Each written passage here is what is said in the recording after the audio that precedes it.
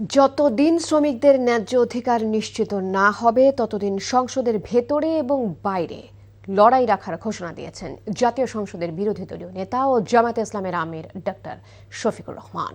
বিকেলে আন্তর্জাতিক শ্রমিক দিবস উপলক্ষে শ্রমিক কল্যাণ ফেডারেশন আয়োজিত শ্রমিক সমাবেশে এমন ঘোষণা দেন তিনি। সালাউদ্দিন কাদেরের রিপোর্ট।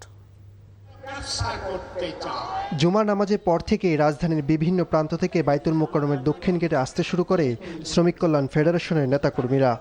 এ সময় 0 পয়েন্ট থেকে গুলিস্তান মোড় পর্যন্ত লোকে লোকারণ্য হয়ে পড়ে। সমাবেশে শ্রমিক নেতারা অভিযোগ করেন, যে দলই ক্ষমতা এসেছে তারা শ্রমিকদের অধিকার নিয়ে সিনেমিনি খেলেছে।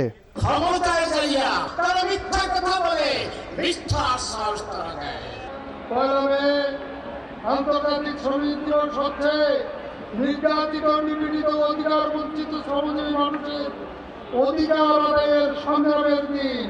মানুষের তৈরিকৃত শ্রমনীতি শ্রমিকদের মুক্তি দিতে পারে না বলে মন্তব্য করেন জামায়াতের সেক্রেটারি জেনারেল মিয়া গোলাম পরোয়ার।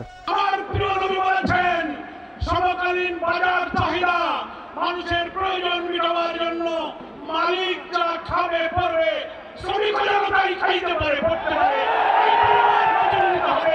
দুনিয়ার কোন শ্রমনীতি সমাজতন্ত্র পুঁজিবাদ ধর্মনিরপেক্ষতা জাতীয়তাবাদ কোন শ্রমনীতিতে শ্রমিকের উন্নত মজুরির কথা বলা হয়নি।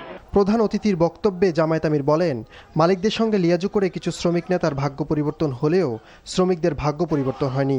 শ্রমিকদের উপেক্ষা করে সমাজ কখনো টেকসই হতে পারে না।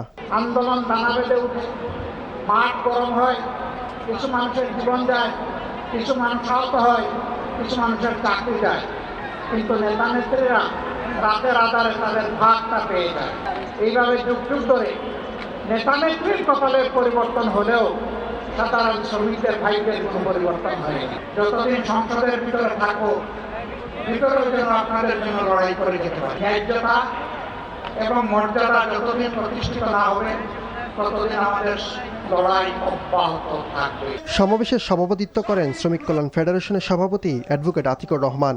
এ সময় সরকারের প্রতি শ্রমিকদের কর্মক্ষেত্রে নিরাপত্তা এবং ন্যূনতম মজুরি নির্ধারণের পাশাপাশি শ্রম নীতিমালা ঢেলে সাজানোর আহ্বান জানান তিনি।